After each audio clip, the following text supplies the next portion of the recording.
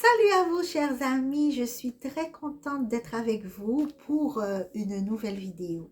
Et cette vidéo, ça commence, c'est une histoire de la Bible. Cette semaine, j'ai passé vraiment tous les jours de la semaine à méditer, à réfléchir, à prier, à lire, à relire l'histoire de Job.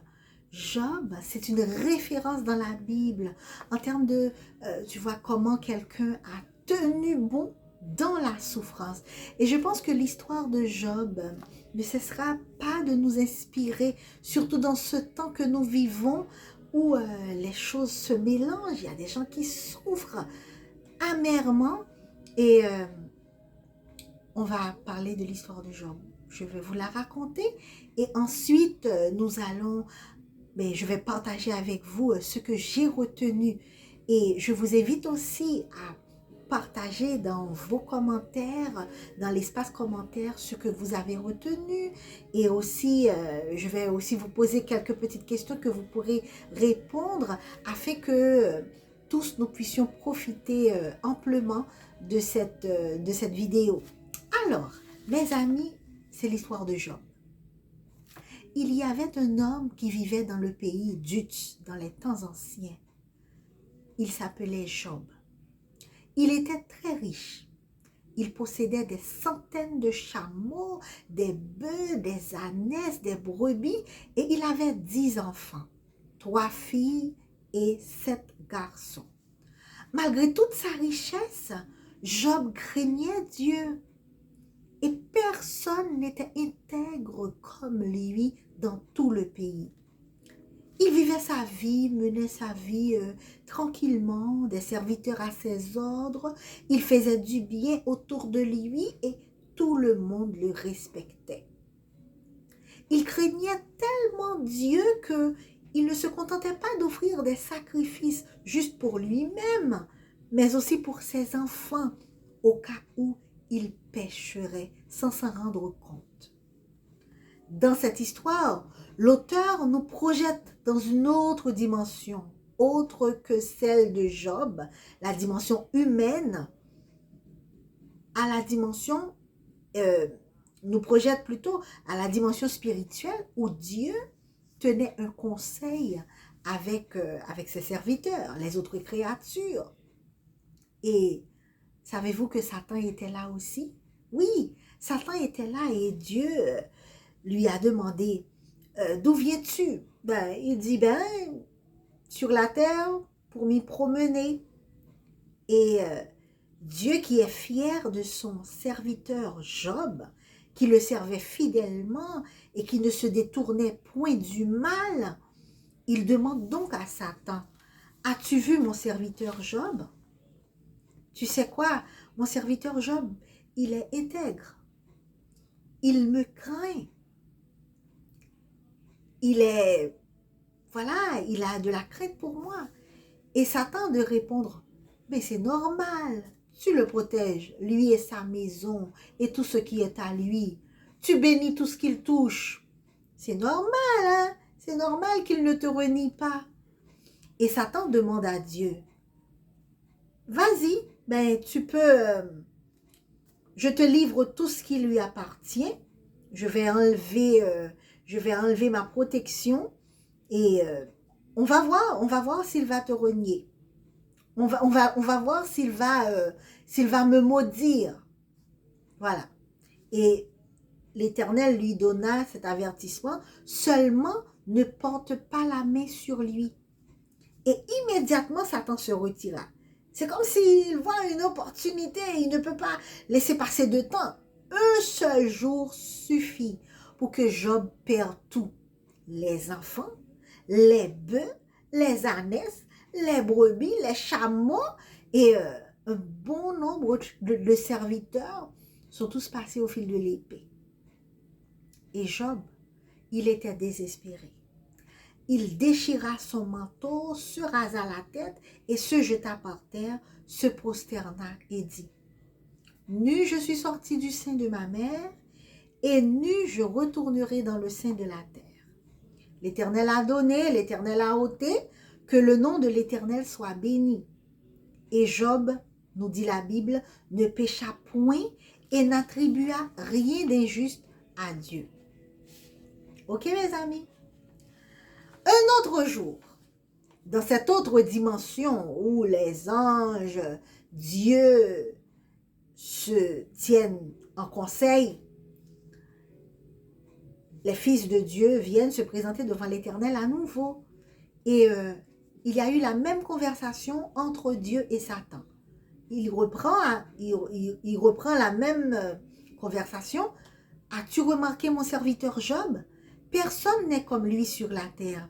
Il demeure ferme dans son intégrité, même si tu m'excites à le perdre. Et Satan lui dit, mais c'est normal, l'homme, il est prêt à tout perdre pour rester en vie. C'est tout à fait normal qu'il vit encore. Mais voilà. Et Dieu lui lance encore le défi. Eh bien, vas-y, étends ta main, touche à ses os et à sa chair, et je suis sûr qu'il te maudit en face. Je vais retirer ma protection sur sa santé, fais-en ce que tu veux, mais ne touche pas à sa vie. Et Satan, il ne perd pas de temps. Il frappa Job d'un ulcère malin. Vous savez c'est quoi un ulcère, les amis? Un ulcère, c'est une éruption. Ça peut être sur la peau, parce que dans le cas de Job, c'est dans la peau. Tu vois, ulcère, une éruption de la peau. Et ce qu'il y a, c'est qu'il y a des inflammations, il y a des pus, il y a perte de tissu également.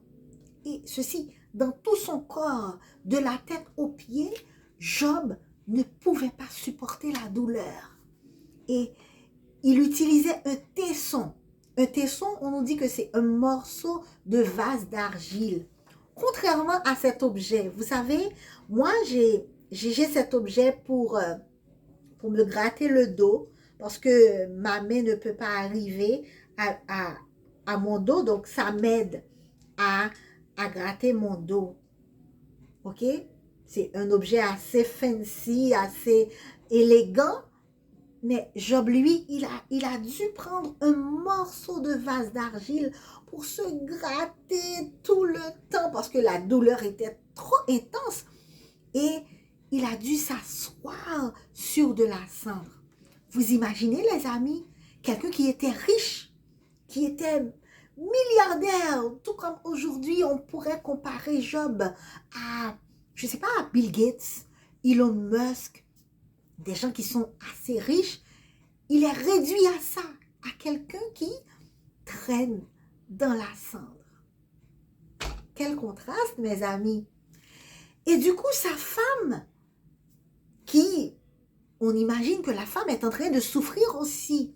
Parce que ses enfants, c'était les enfants c'était leur maman. Et elle a dit à Job, maudit Dieu et meurs. Ta souffrance est trop grande. Est-ce que tu vas rester comme ça à souffrir? La mort est préférable. Et Job répondit, tu parles comme une femme insensée. Quoi? Nous recevons de Dieu le bien et nous ne recevrions pas aussi le mal? On nous dit que Job ne pécha point de ses lèvres. Après cette scène avec la femme, il y a 3 amis de Job qui ont entendu les malheurs qui lui étaient arrivés, qui se sont concertés de partir de chez eux et de venir assister Job.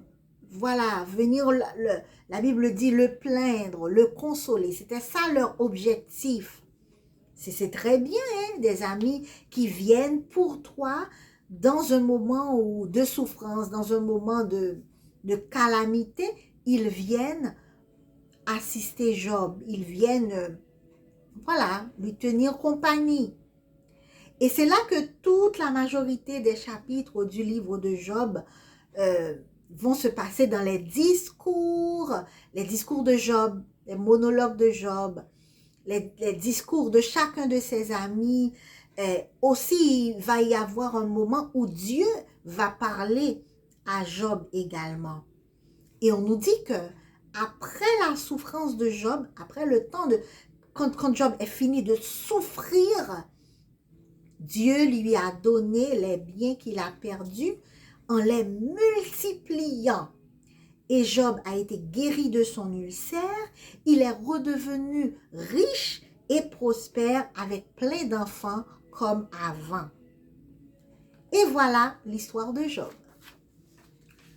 Mais ce que moi j'ai retenu, et je vais vous partager, c'est que premièrement, j'ai compris que dans ce monde où nous vivons, nous voyons la nature, nous voyons des choses, nos prochains, nous voyons les animaux, nous voyons le ciel, etc. Mais tout ça fait partie de la dimension matérielle.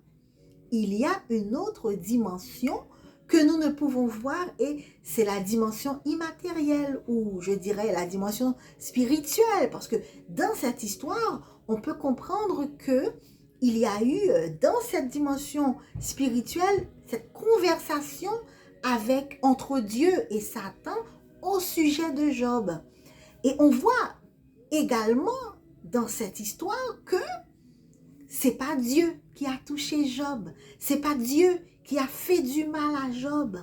C'est Satan. Seulement ce que Dieu a fait dans le cadre du pari, Dieu a retiré sa protection. Parce qu'il savait que même si il retirait sa protection, Job n'allait jamais maudire Dieu.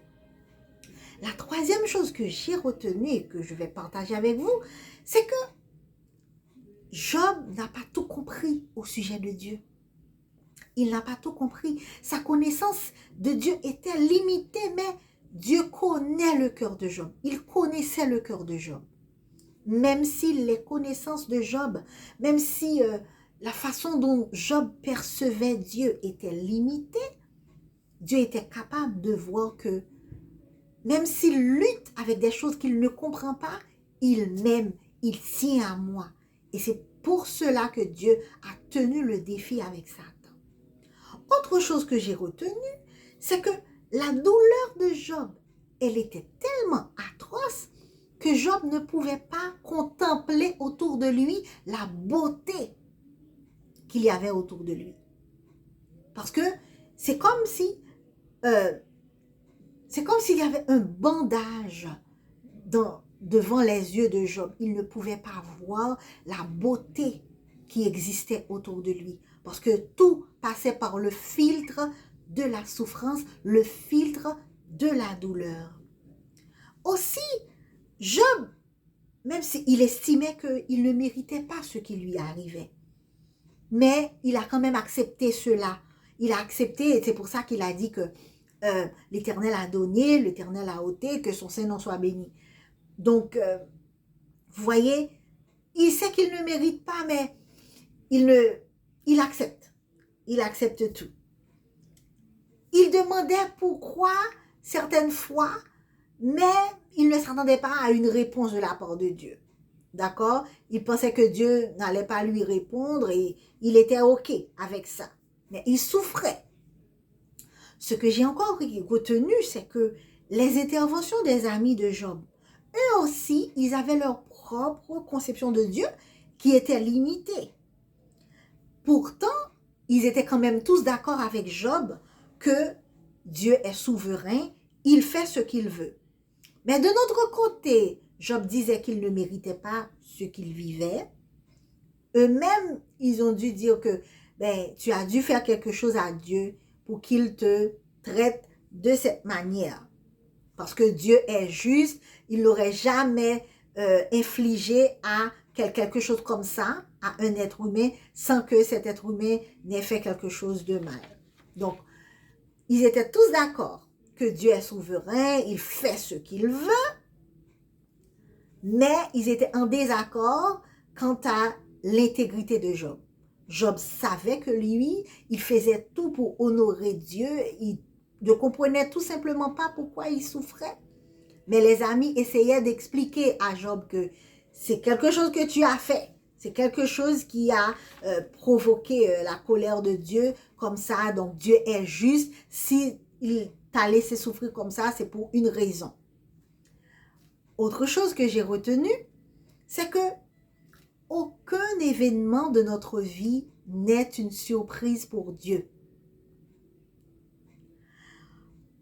Aussi, la dimension invisible, la dimension immatérielle, ce qu'on ne peut pas voir, a une très grande influence sur le visible. Parce que, voyez-vous, c'est justement après la conversation de Dieu et Satan que Job ne pouvait pas voir qu'il a commencé à perdre tout.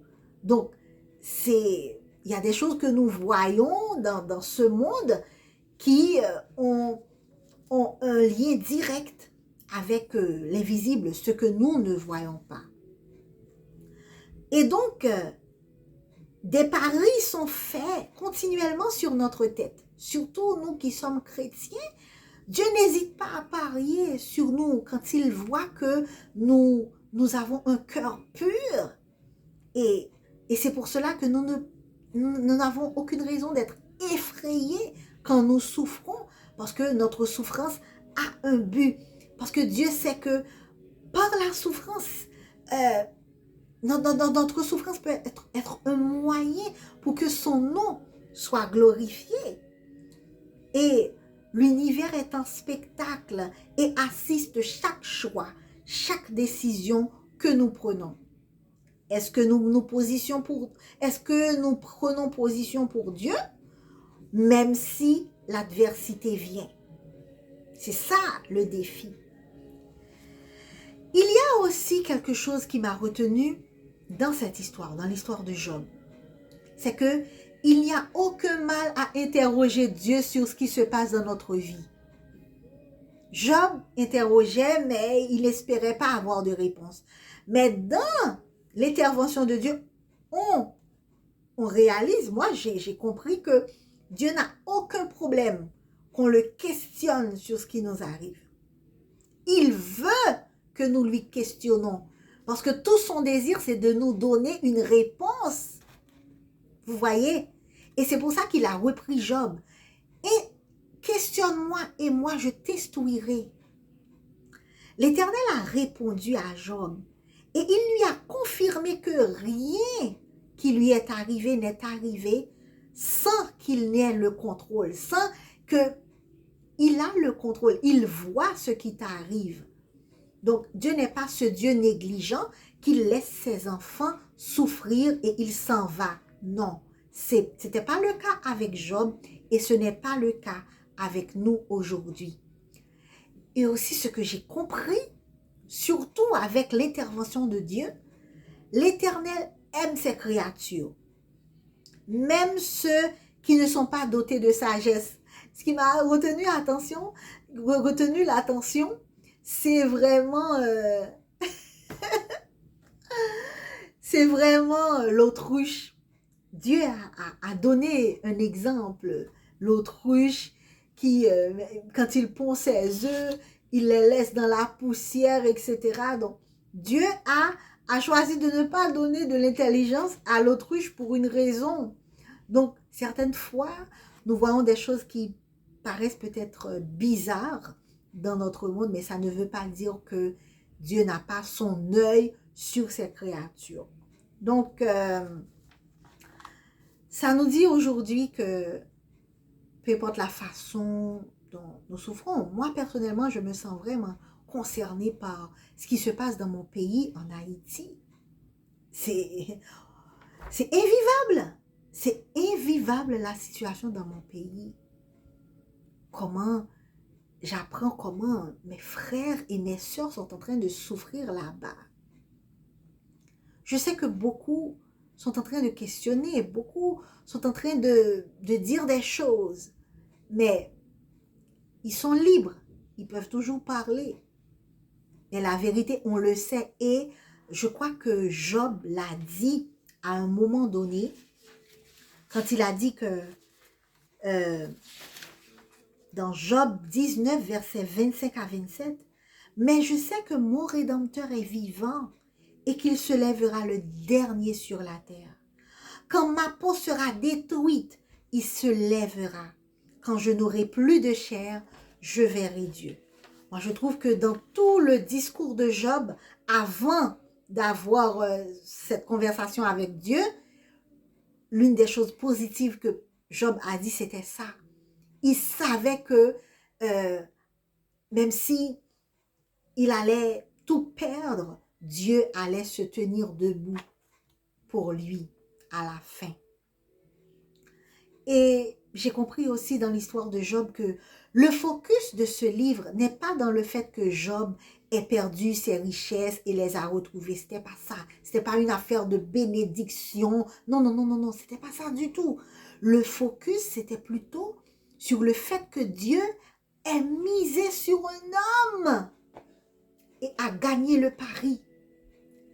Parce que Job a tout perdu, il a perdu ses enfants, mais là encore, Dieu va gérer cette affaire d'enfants qui sont morts, etc.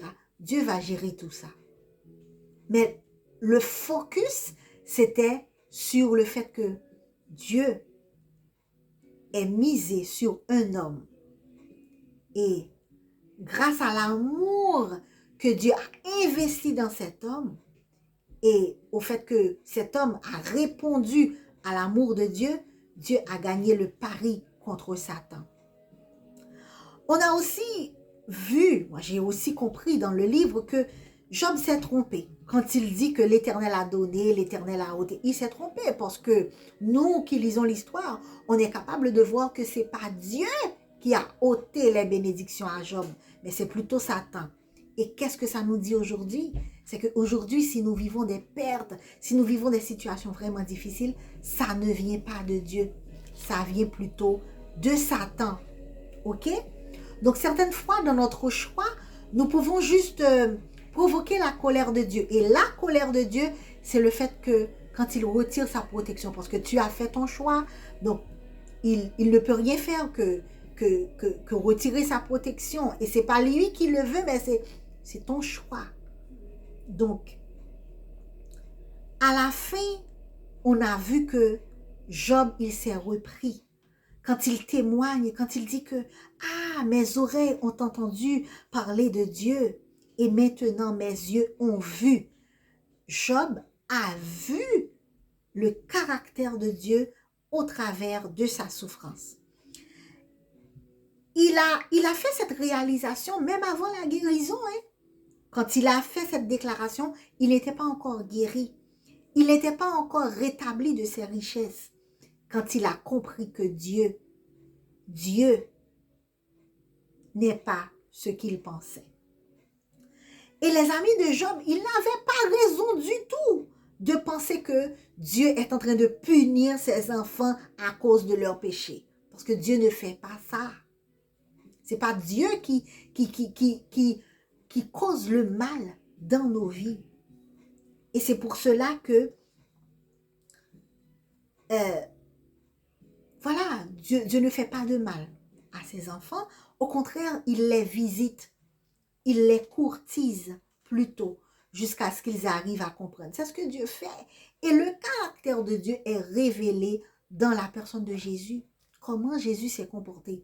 Si vous voulez savoir comment Dieu est, comment il regarde à Jésus. Regarde comment Jésus est. Parce qu'il est l'image exacte de qui Dieu est.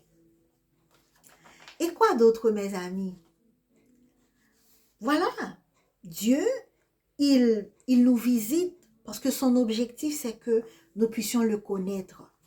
Parce qu'il sait que si nous avons une bonne opinion de lui, si nous avons une bonne connaissance de lui, nous serons capables de le louer.